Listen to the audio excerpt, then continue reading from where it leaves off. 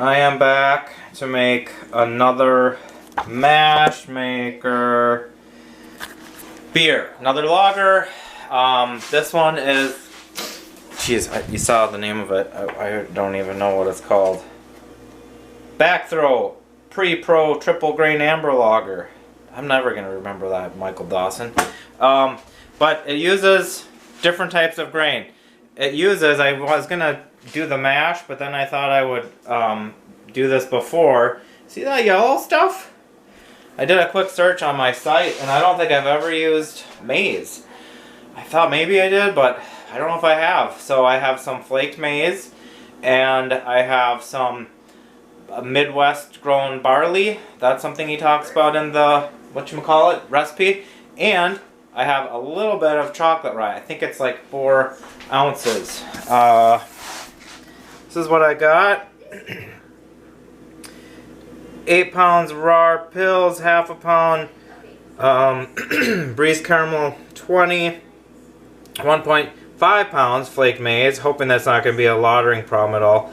4 ounces chocolate rye, and then I did find the cluster, which is I forget what he says, like a old, old style kind of hop. And we're just going to do this up. It's amber, it's the title of the beer, so it'll be interesting to see what kind of color it gets. But first, we got to get this stuff mashing. This is going to be my yeast, so thank you once again to Imperial. They are always excellent. Now, wanted to read a little bit more on this. He says, we're going to brew a Minnesota rooted beer that, when seen through the lens of a modern BJCP nerd, don't know what he's talking about there, would be pigeonholed as an international amber lager. So, that's what he has got there. Well, attenuated malty amber lager with interesting caramel or toast quality and restrained bitterness. Usually fairly well attenuated off with adjunct quality. Smooth, easily drinkable lager character. So, another note is the mash.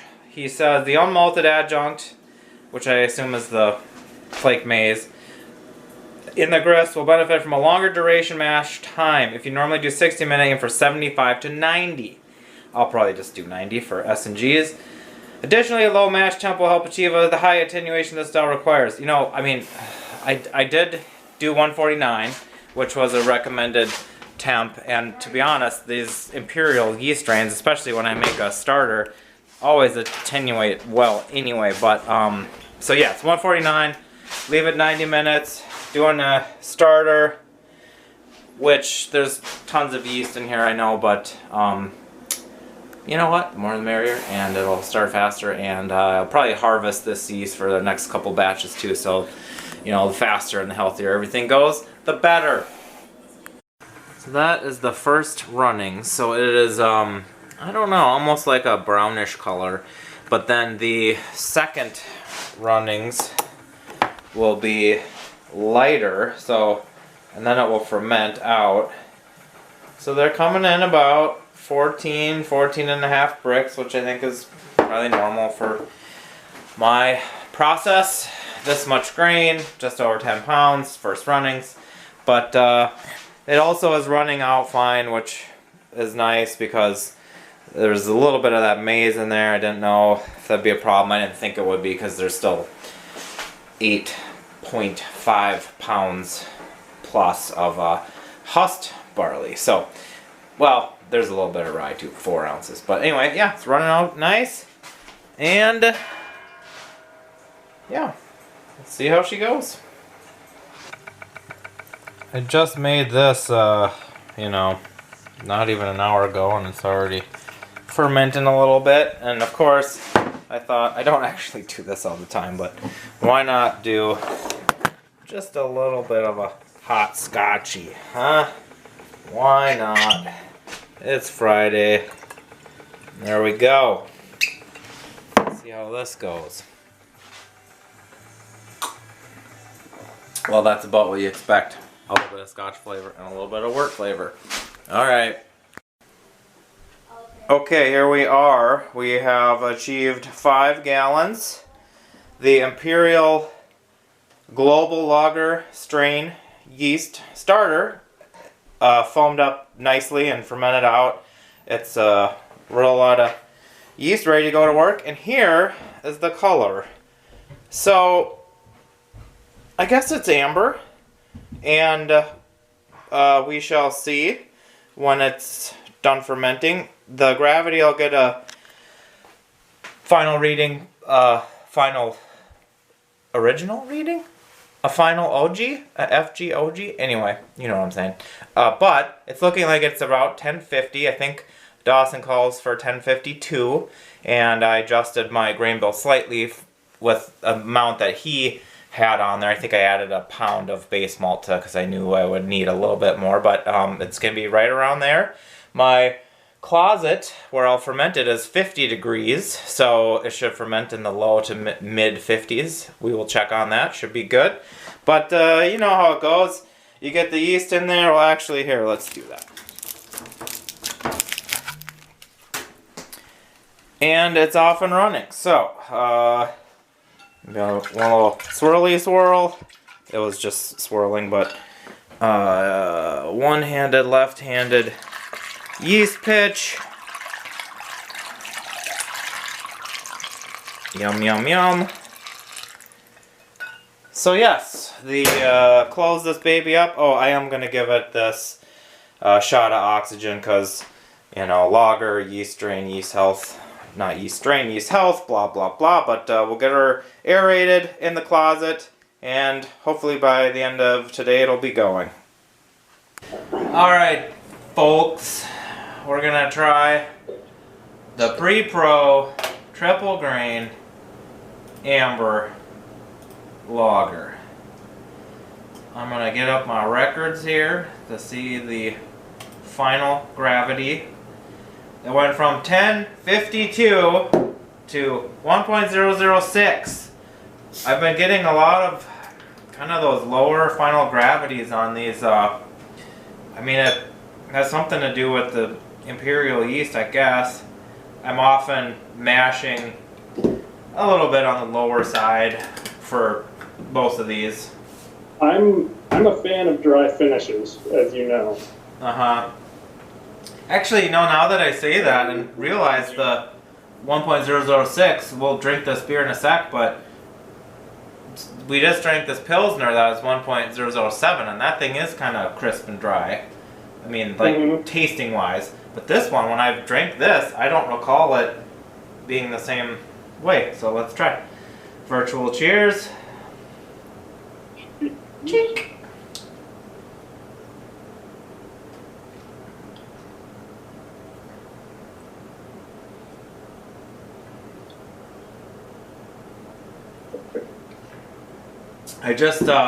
I think I had never used corn before. You've never brewed with corn? Isn't that something? I don't think I have. 20 years, I've never made a cream ale. I think the only cream ale I ever made was an extract. And I don't even know if there would have been any kind of corn. Well, there probably wouldn't have been because I don't think I did like a mash. No, I don't think I've ever used corn. I gotta say, I'm a huge fan of corn in beer. You are? Like, obviously, in these sort of unique boutique amounts. Pre-pro style lagers, right? Obviously, cream ales, like you said, put them in bitters. Yeah, it's got kind of a nice flavor. It again doesn't leave a lot of residual unfermentables, so it promotes a low final gravity, which I do like. Oh, so the corn itself is more liable to ferment out sort of lower than barley? Yeah, if it's pre-gelatinized and that starch matrix is just, you know, kind of exploded before it goes into the mash, you're just like dumping a whole bunch of very simple, easily reduced sugars into the work, basically. But it does give you more of a character flavor than just using like some white sugar or something. Or rice, right? Yeah. Oh, does it more so than rice? You would say? In my experience, yeah. Which one of... If you do some kind of crazy, like basmati or said cargo rice. Oh, right, wild rice or something. But is Budweiser rice and Miller is corn? That's my understanding, yeah. Okay. And then a lot of the other like major international lagers are corn as well, I believe. Oh, okay. I remember doing the Miller tour and they kept bad mouthing. I don't know if they would say the brand, but we're not like some people who use rice. And I was at the time like, use corn. I mean, it's still not barley, you know, but maybe you're arguing maybe it is better in some way. Mm-hmm. One of my favorite Twitter rants of all time was Dave Berg from Shell's kind of advocating for use of corn as a place in, you know, traditional American brewing styles. I'm paraphrasing greatly, but basically it's just like it's so necessary for diluting the husk content and the enzyme content of 6-row barley, which is what grows best in this part of the country. So like that upper Midwest German lager brewing tradition, they found the barley, they grew well here, and they adapted to work with it, right? Okay. You had an unmalted cereal adjunct grain to kind of like offset the extra husk content and tannins in a 6-row barley and all the extra enzyme power that it has. And you come out with a nice, crushable beer. And you think that they would not have done that in Germany then? Well, it was prohibited by the Reinheitsgebot, right? Like you could only use malt. Okay, sure. But did they have a different kind of barley, you think?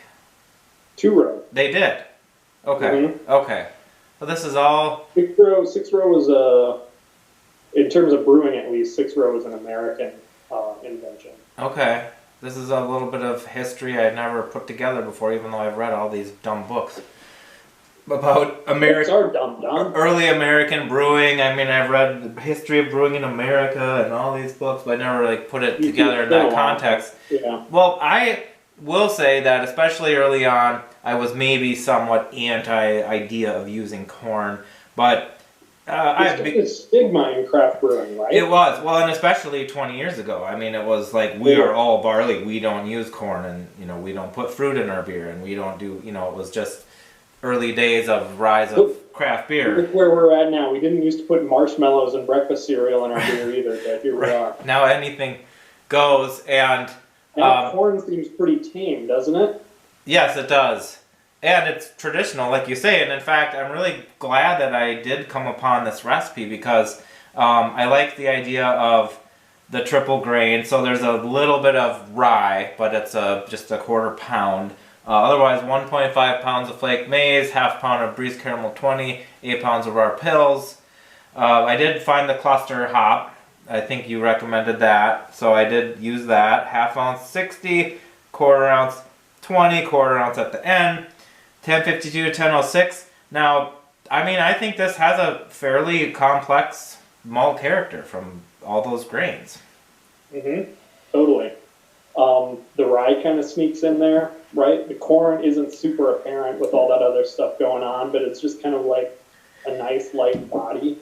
1052 to 1006, like that's hella attenuation. Yeah.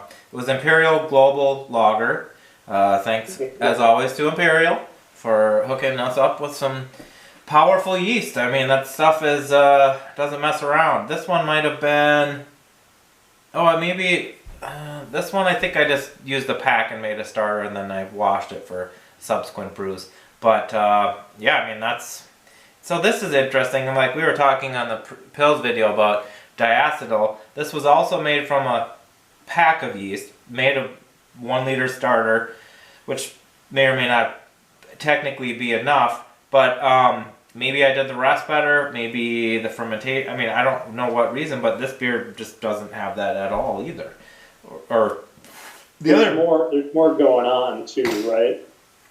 But I mean, don't you think you'd, well, it was really noticeable in the Sudkreuz pills before I got it fixed, and I mean, even if it's here, it's just not very much.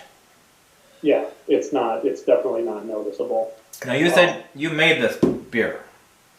I have, yeah. Do you have any recollection of drinking it and how it may have been compared to this one? Memory being It's probably, not infallible, but this is how I remember it. oh, Right? Yeah, just kind of nice. Like you get kind of that mix of grain quality. It's a little caramely, very slightly roasty. It's almost like a super duper clean brown ale. There's just I love cluster hops are another kind of like stigmatized, but indigenous Native American brewing history ingredient, right? why? You can't really get a whole lot of the character in this because there's not a lot of hops.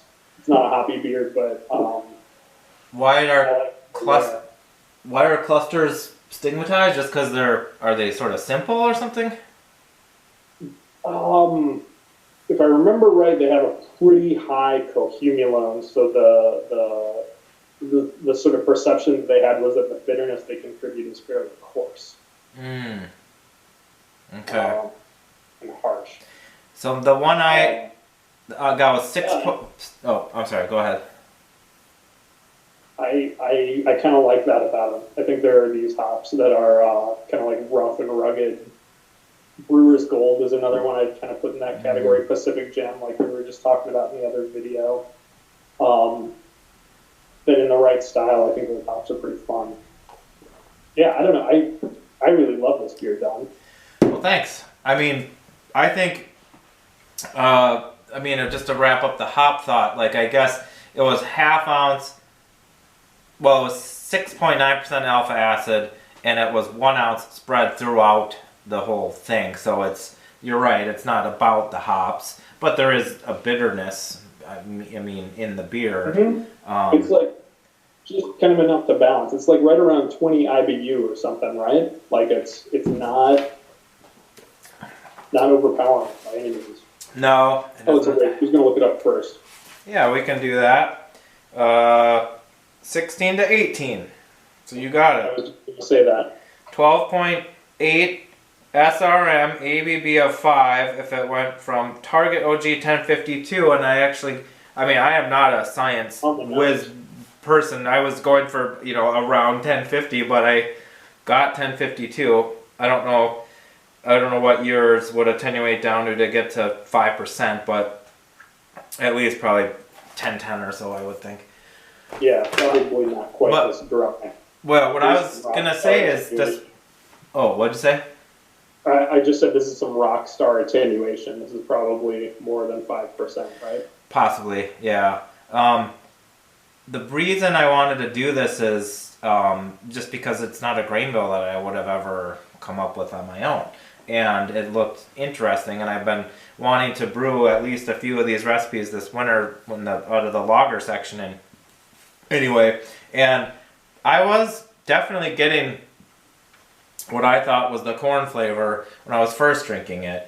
I don't know if now I maybe get more of the other malts in there, I guess, the caramel, like you say, kind of the sweetness. But it is surprising to me how sort of full-bodied, I guess, in a way that it is for being such a low final gravity. The rye probably contributes to that, the caramel malts in it. Yeah. It's really interesting how beers with the same final gravity, even about the same original gravity, can really drink a lot differently. Yeah. Based on, I guess, the malts for starters.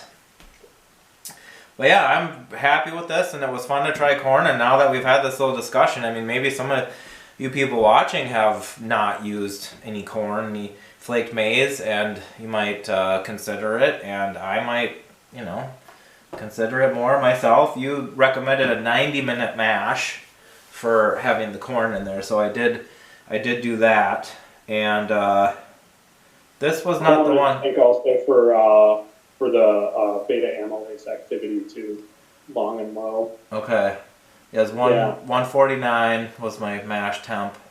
After 90 minutes, it was 145, but you know, I'm sure that's just fine. Still big amylase range. So this was my follow-up question for you, Don. Are you going to make something with corn again? Would you do it again? Did you like it enough? Yeah, I would. I hadn't thought about it in the sense of a body lightener, you know, sort of asset, you know, to that degree. I mean, sometimes I'll use a pound of sugar in like a big India Pale lager, or something like that, but actually I'm gonna make a India Black lager, I think, which I haven't made for like 10 years because I got into the India Pale lagers. But so that's like a black IPA with the lager yeast. I mean, I don't know, I have a recipe that I've used that works well, but like in something like that, I suppose a person could throw some in too. Or just wait till the summertime when I want, maybe I'll make a cream ale. You know, maybe I should do that this summer. I probably should. Now that I've talked about it and admitted I've never made a proper one. Maybe make Kurt Stocks. He has a good one. Known good one, right? Mm-hmm. You said you've never made a cream ale, right? I made one, but it was an extract kit, so I don't know. Gotcha. Yeah, I don't know. I don't know. It wasn't a proper one. What kind of percentage of, I maybe cut this out, but what kind of percentage of corn would be in a cream ale? Don't quote me on this, but I want to say like 10 to 20%. Okay. Something like that. Well, this one is like similar to like a pre-pro lager. Yeah, this one is like 15% roughly. Yeah. I would have thought maybe more, but I'm sure I can figure that out if I want to do that. I have all of these like weird old like homebrewing books from the UK from like the 80s and early 90s, and a lot of them call for, if not sugar, like you said, for like just bitters or ESBs or whatnot, corn. Really? Like a pretty decent portion of the grist. Yeah. You said they're homebrew books? Yeah, they're like, you know, like 5-gallon recipes for Huh. I have one that like specifically is like knockoffs of explicit knockoffs or clones of commercial beers, right? And I was super fascinated by that. None of them ever turned out. Is that a tradition in England to use corn? I think so. Huh. I think post World War II, you know, it was on malted corn grits as an adjunct in a lot of bitters, and sort of like, yeah, ordinary gravity beers like that. More new information. Well, I suppose we can wrap up this video tasting too. If I have a way for you to possibly get this Mashmaker book that Master Dawson wrote, I will put the information below this video. There might still be a scant few copies available. Otherwise, thanks for watching. Thanks for the recipe, and it was fun to be able to drink it like this. We got to talk in person for a few minutes when I dropped off the samples, but otherwise this is pretty much how we're rolling these days. For now. Till we get to better times. Get the vaccinations going. 300 days ahead. Cheers. All right, cheers. Thanks for watching. Catch you later.